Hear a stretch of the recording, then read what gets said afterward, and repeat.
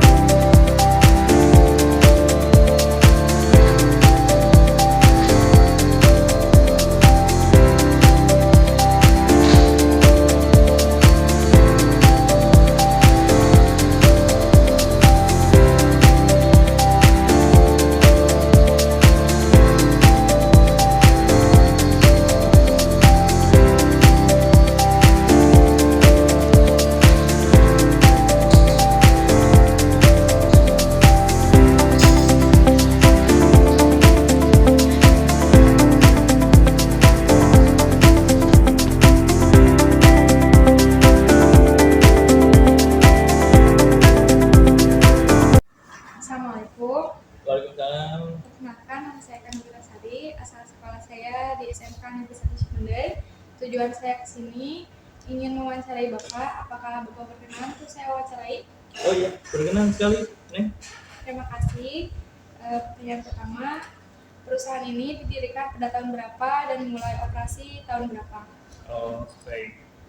Perusahaan ini adalah perusahaan PT PLN Nusantara Power namanya. Kalau dulu pas proses awalnya itu adalah PT PCB, Wakil Jawa Bali, di mana didirikan itu tahun 1995 di bulan Oktober. Kemudian seiring berjalannya waktu berganti nama jadi PLN Nusantara Power, di mana mereka punya banyak unit. Salah satunya adalah unit PLTA Cirata. Di sini unit pembangkit PLTA Cirata.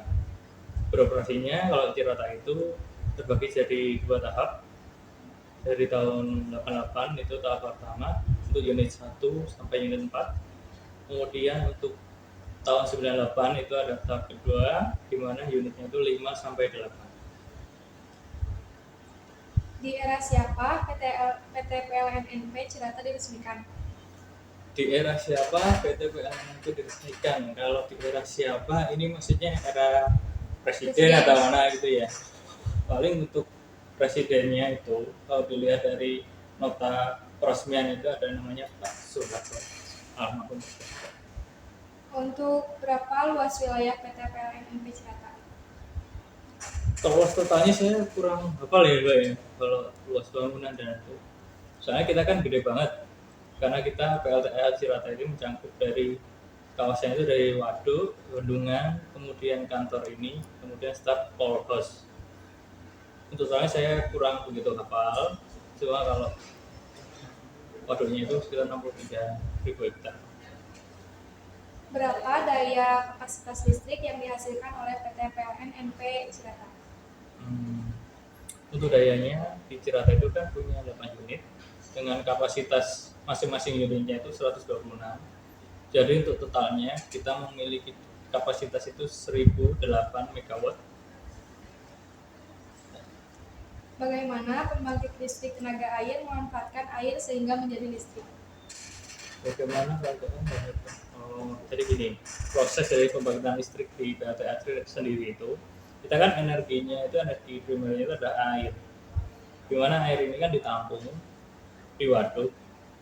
Kemudian dari waduk ini nanti akan dialirkan melalui tunnel gitu, melalui pipa pesat, tunnel, kemudian air ini akan memutarkan turbin, di mana turbin ini akan dikoppel dengan generator, sehingga dari air yang memiliki ketinggian, perbedaan ketinggian, jadi kan memiliki energi potensial, kemudian dialirkan akan menjadi energi kinetik karena memutar turbin menjadi energi mekanik, kemudian memutar turbin, memutar generator, energi mekanik dirubah menjadi energi listrik.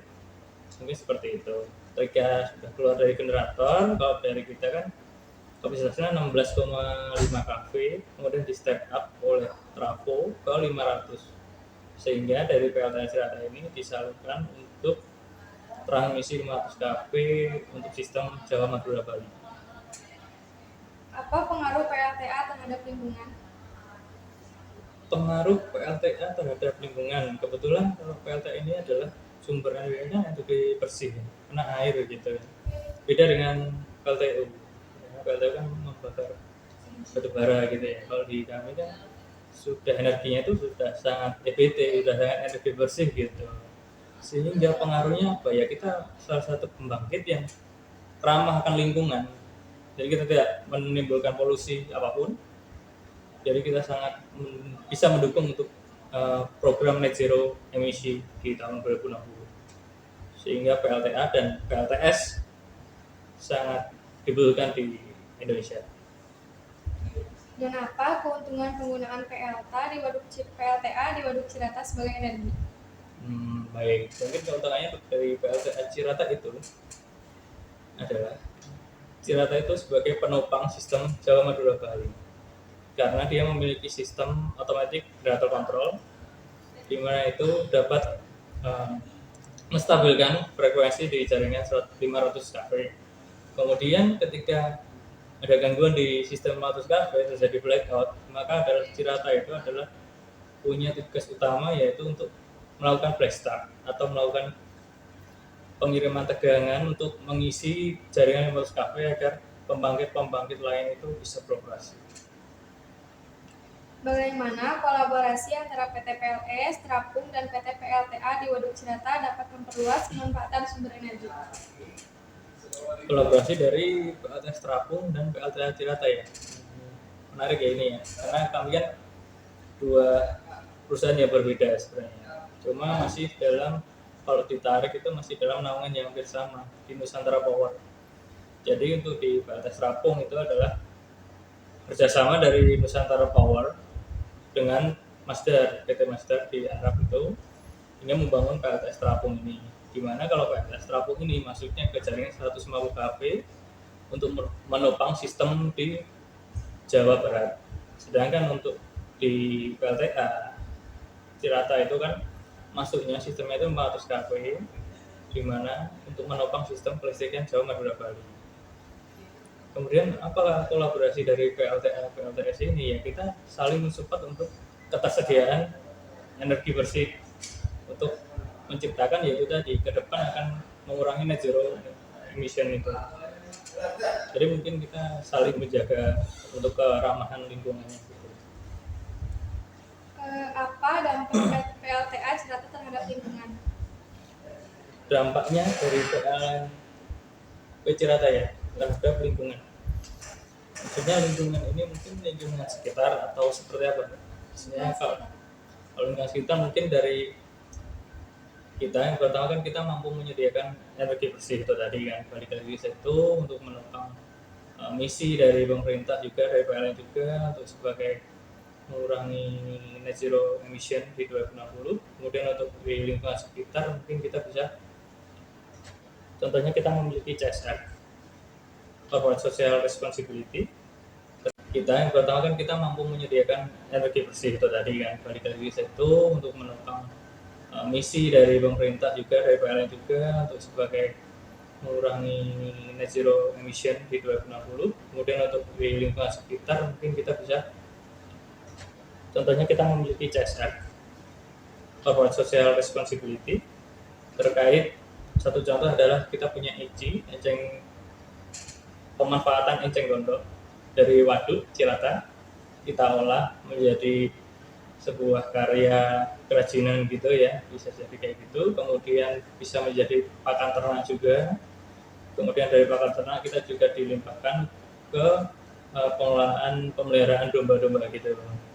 Jadi apa manfaatnya dari PLTA Cirata untuk lingkungan mungkin ya, contohnya seperti itu tadi, dari hama di waduk kita ambil hamanya itu eceng gondok, kita kelola menjadi kerajinan ataupun menjadi pakan ternak. Ketika menjadi pakan ternak kita kasih lagi ke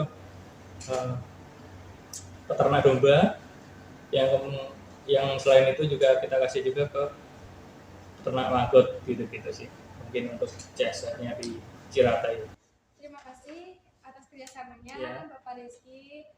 Saya jadi banyak tahu tentang PLTA Cirata. Terima kasih telah berkenan diwawancarai oleh saya. Baik, Mbak. Indonesia, Assalamualaikum. Waalaikumsalam.